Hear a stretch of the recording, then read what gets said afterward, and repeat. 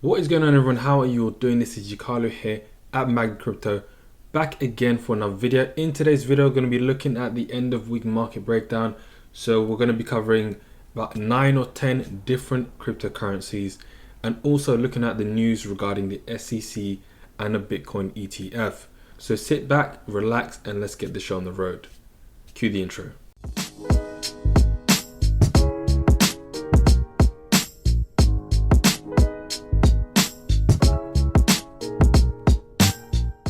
Firstly, before I get started, if you haven't already done so, subscribe to the channel and like the video. I would very much appreciate that. It's absolutely free. And also, if you're new to crypto and you want to learn the fundamentals, how to do some TA, then the link for that is also in the description. And last but not least, if you want to join my private Telegram group, it's completely free. Link for that is in the description. With that out of the way, let's get into the first article of today. And that is the massive news of the Bitcoin ETF. Now, to be perfectly honest with you, even though this is extremely bullish, before we get into this a bit more, it's probably already been priced in. So I don't think it's going to have a huge effect on the price going forward, but it'll probably take a few months, maybe a year, for this news to actually take effect, for investors to start pouring in more and more money. So as I said, I don't think it's going to have a huge effect on the price going into next week, but we'll find out soon enough. So the SEC, after many years and many different companies attempting to, get this ETF started, has finally approved a Bitcoin ETF, which stands for Exchange Traded Fund. Essentially, it allows investors and kind of certified investors to invest in investment vehicle on the stock exchange, I believe, in a regulated manner. So going into the actual article, it talks about obviously the actual approval, the company that is actually behind the filing, which is ProShares. But the thing that I found important and interesting is this part. So proponents of a Bitcoin ETF believe that the product will be more widely accessible for individuals interested in Bitcoin than the actual cryptocurrency by giving investors a regulated alternative to the underlying digital asset. Key part. The first product will track Bitcoin futures. That's the key part. So it's tracking the futures, which is not actually the underlying assets. NANI? Rather than the price of Bitcoin directly. However, SEC Chair Gary Gensler indicated he believes futures-based products might provide a stronger investor protection due to the laws under which they operate. Of course, futures are much more regulated as opposed to the crypto market, so he's talking facts. Going further into the article, another part which further indicates what this product actually is regarding, again, that it's futures rather than the product. And also in regards to when an ETF gets filed for ownership of the actual asset, it's likely the SEC will only allow futures ETFs to launch this year.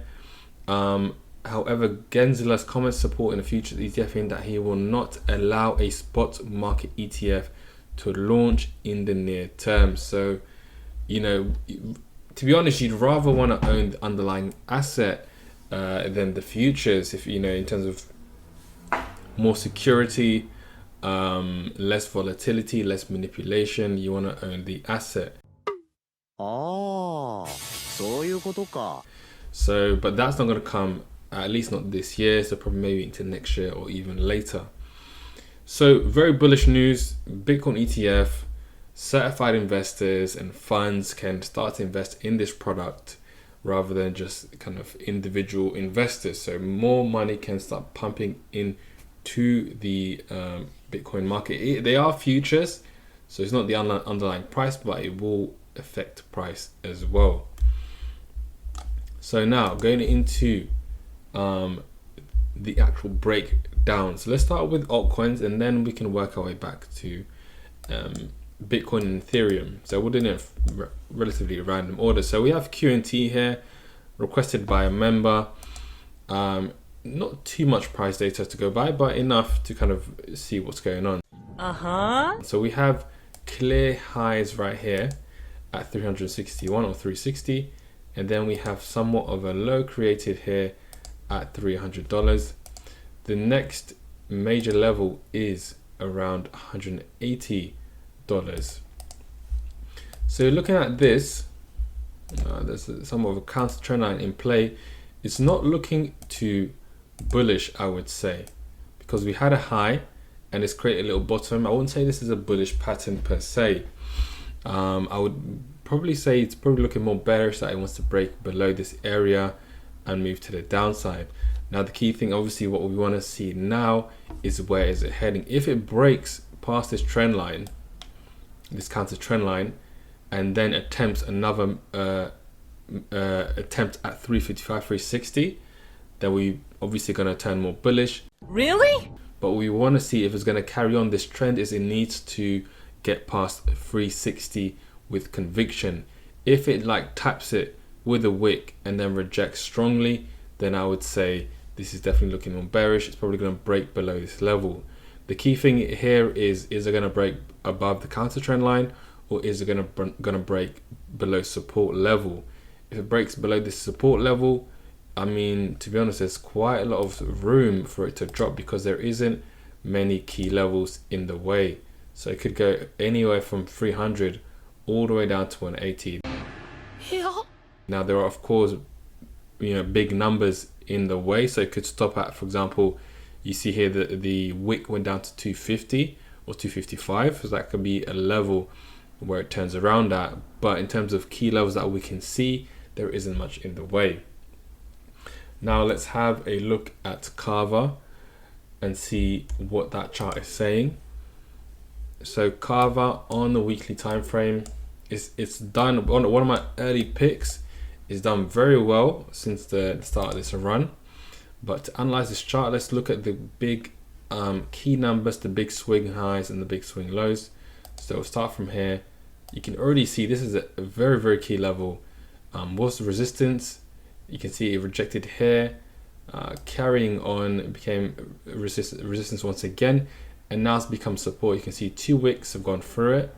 However, it's not looking convincing that's going to turn around. It's rejected, but only just a little bit, and now it's going to tap that again.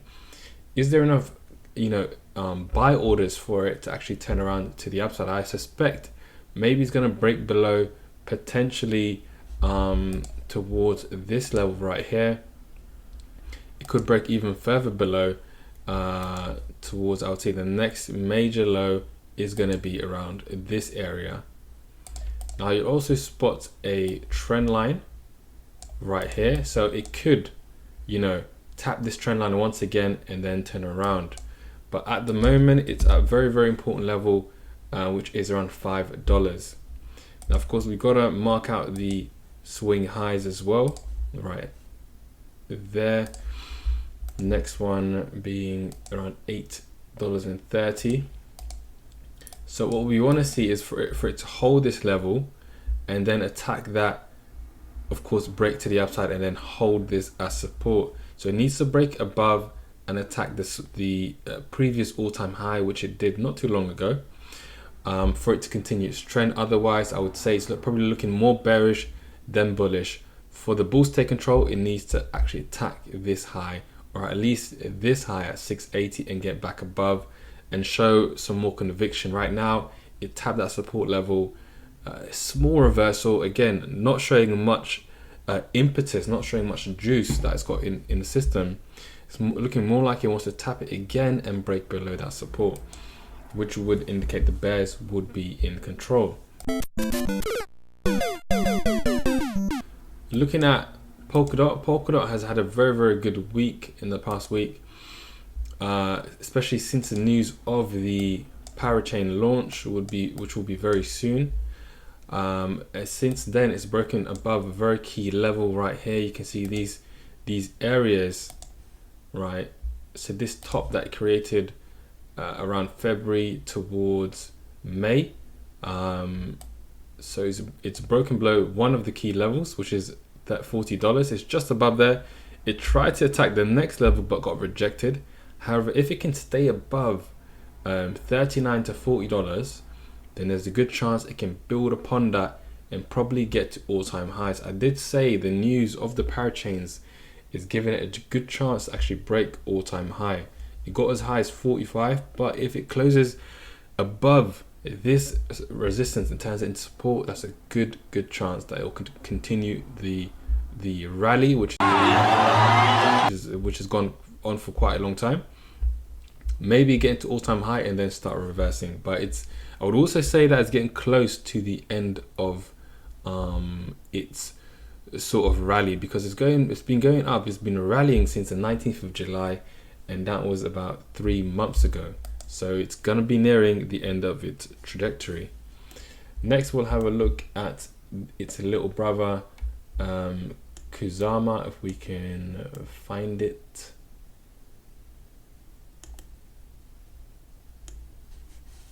So Kusama,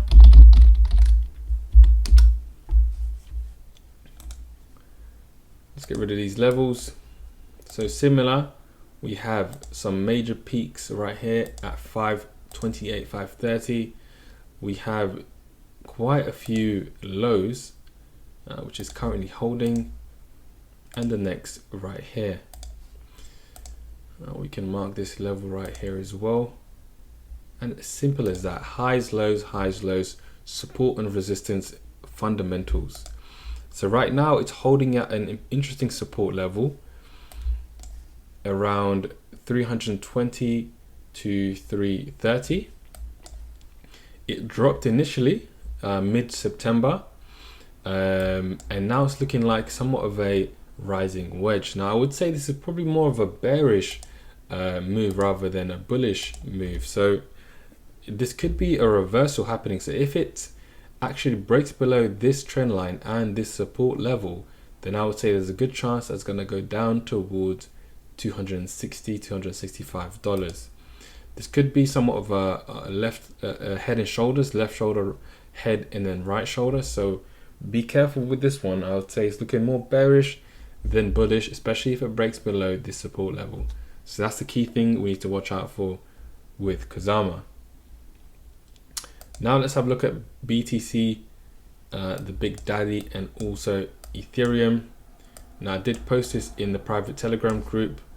What we noticed was the last few days, so it broke above 55, rocket all the way up to 58, and then you can see these two wicks. It held a very important level. I said if it holds 55, holds above this area, then there's a good chance it's going to carry on going up, and that's what it did.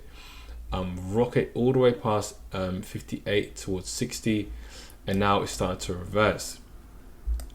Now what it needs to do now is for it to hold the next let's move to the weekly. Now what it needs to do is for it to hold this level above 60,000. If it can hold that level, and essentially you can see this cluster right here, essentially if it can stay above this cluster of resistance and support, then there's a good chance it's going to carry on and make new all-time highs in the coming weeks. Now if you want to be safe, if you want to kind of be conservative, then take some profits at this level. It could very well dip below 60, maybe towards 58, maybe towards 55 before going up and breaking all-time high. So if you're a conservative trader or investor, you may want to take a little bit of profit off the table in preparation for potential, correction short term.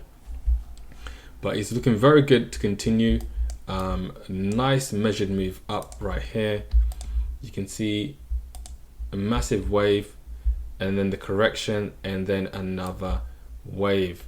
So going by this kind of easy measurement tool, it could basically get close to all-time highs before maybe reversing, turning this into support, and then rocket even further into the stratosphere. So let's see how that goes. Next thing, let's have a look at Ethereum. Similar situation, not quite as strong as Bitcoin, but it held a very important level of 3,300. You can see it wicked there.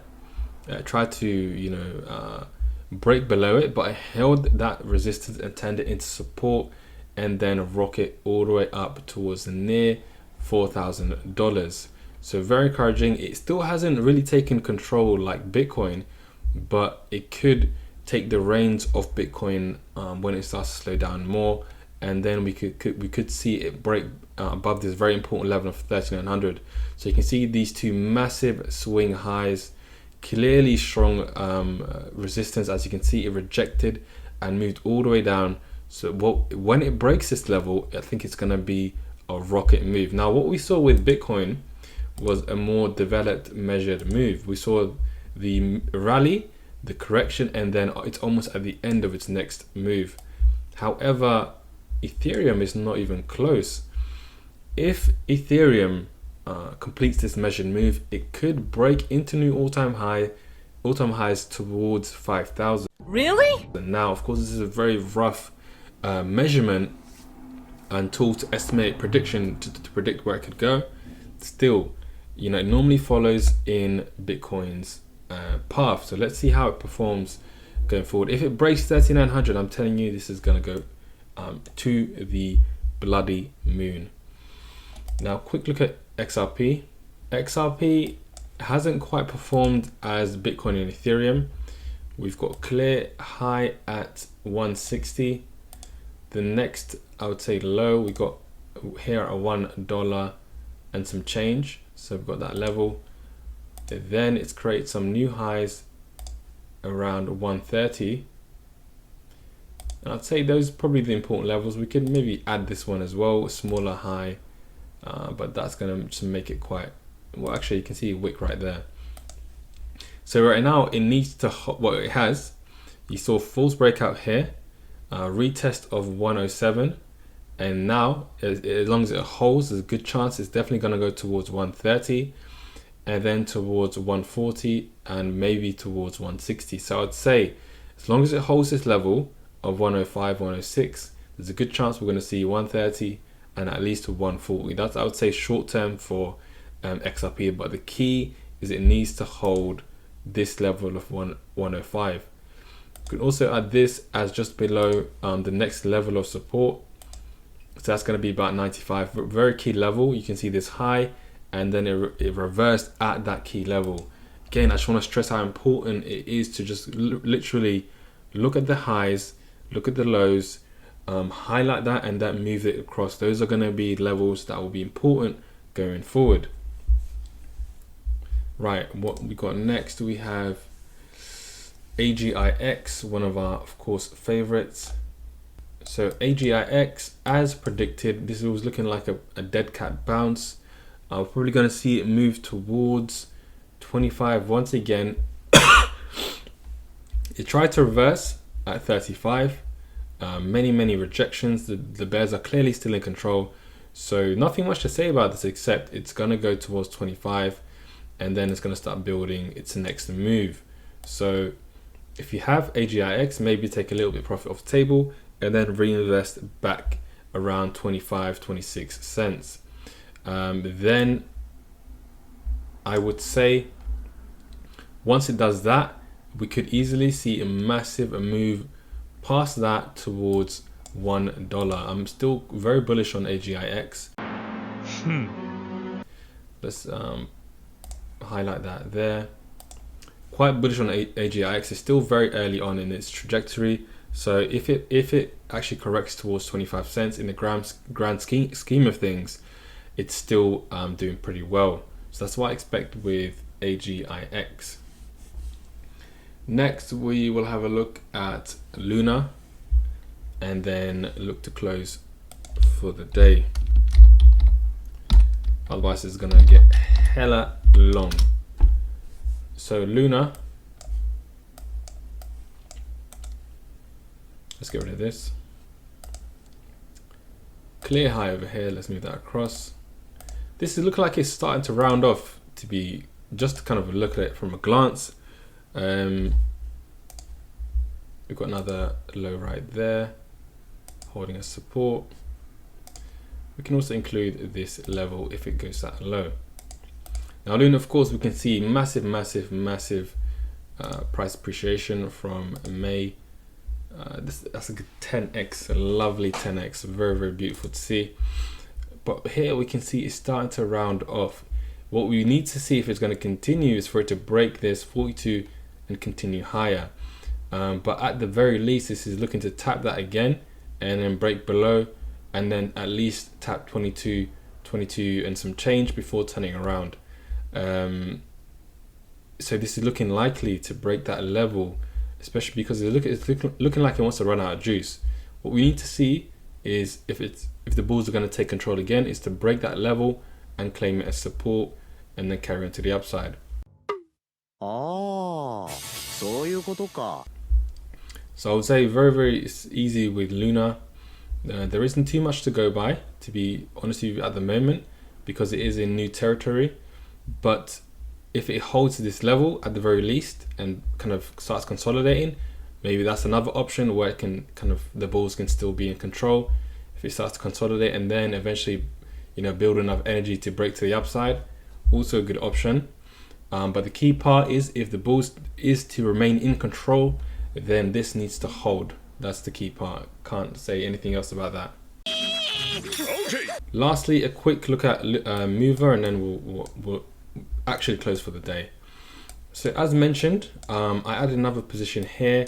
You want to invest when prices dip rather than when it goes to the upside. So I've got a nice average, probably around $280 to $300. It can still break to the downside and go further down towards 160. But this wick right here is encouraging to see. This could be the bottom for it to start turning around. It also is in line with this wick right here, so this could be interesting. 250 could be, it is also a big round number, so this could be where it starts to turn around. Moving to the daily, is there any sign of a reversal? Kind of, this is somewhat of a double bottom right here. So you got this low and then another low just below that. So it could be a double bottom.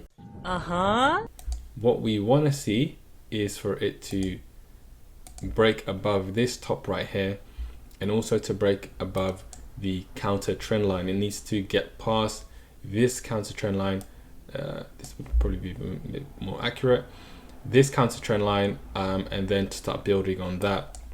If it's not able to get past these levels, then of course we're going to see some more downside with MOVR. If we move that across, this is also another key level. You can see 1, 2, 3 key tests of this level.